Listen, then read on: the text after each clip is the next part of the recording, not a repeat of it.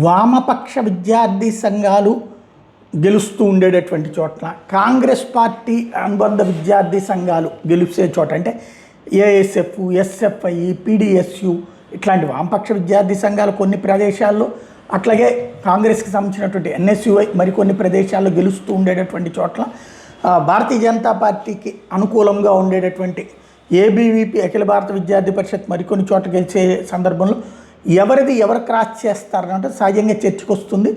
ఇప్పుడు తిరుప్పుని తార government Sanskrit college union ఎలక్షన్లో ఎప్పుడూ కమ్యూనిస్టులు గెలిచేవాళ్ళు.